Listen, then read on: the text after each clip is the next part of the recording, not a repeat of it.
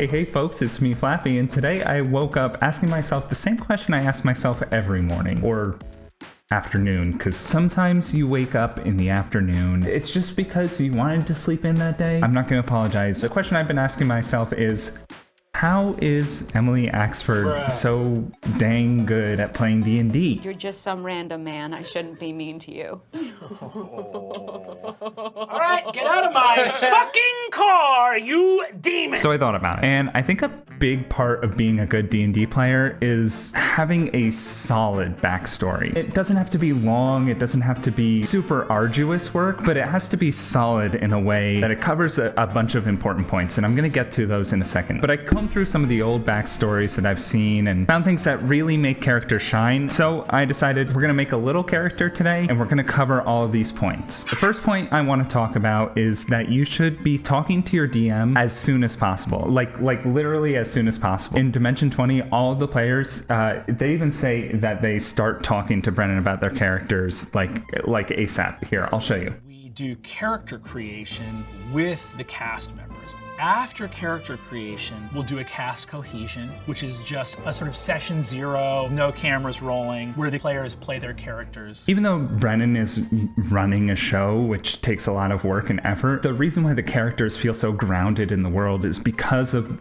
the way that they talk about these characters so intensely. I think there may be a little bit of miscommunication that some people have about D&D, that your character has to be some sort of big secret, and I don't think it does, at least not in any way towards the Dungeon Master. The Dungeon Master should know everything they can about your character, so any little thoughts you have. Early communication is a key part of making a good character backstory. Now we can move on to character voice, and this is a bit of a touchy subject for some people, because what you see on these D&D shows are actors or wizards or whatever the fuck they are being very good at character voices. I don't think you need to have a voice like any of these.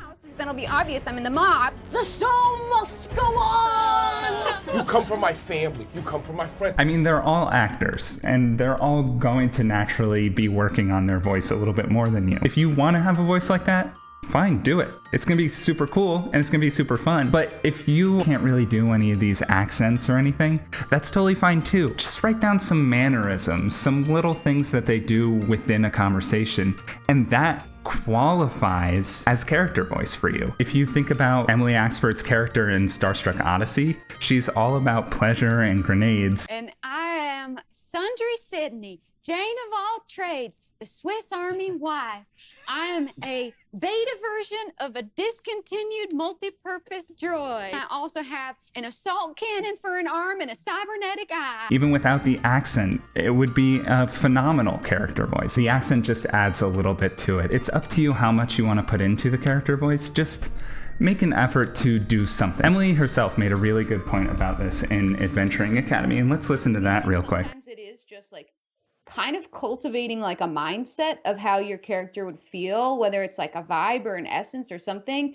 And then when you're in there, if you're just open, you kind of start to find out bit by bit how they feel about shit. Character voice for those reasons is pretty important. It gets you into the mindset of thinking as this character. And in that way, you're thinking about your character in ways maybe you hadn't been thinking about them before. The next thing is to hit the like button. It really helps this channel. It gets this video out to more eyes and we can help more people. So just click the little thumb down below.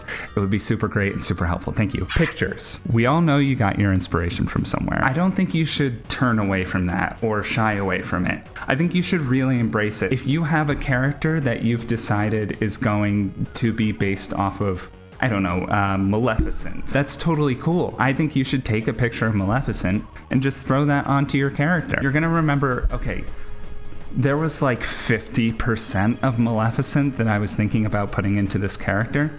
What was that 50% again? I brought up a little document here for a character that I made. So this is Droopy the Grump. My general idea around this character was to have a grumpy old man who hates teens. I wanted to include Carl from Up. I wanted him to be like sort of like an angry wizard. Grumpy from the Seven Dwarves was kind of like the main inspiration for this character. Kind of reminded me of Carl and Ron Swanson. So I brought these pictures in to sort of remind me of what that was going to be like. This is going to bring us into my last point, just getting into the meat of your character. You need to write this backstory in some way. I don't think that you need like a 3 or 4 page backstory. I think you need to cover a few little bullet points. These points are going to optimize your experience. Let's get into them. 2 important bonds. Droopy married a childhood sweetheart named Bliss Everpoppy. 1 to 2 important locations. Droopy has spent most of his life in Delightsville. 2 important adversaries. A group of evil teens overhauled the Delightsville zoning board. A past action with consequences. Droopy spoke out in a town hall meeting, setting the evil zoning board's sights on him. A flaw. Doesn't know how to interact with people well. A big moment. The zoning board caused the death of his wife, Bliss Everpoppy, and a motivation to adventure. Studying the arcane arts to take down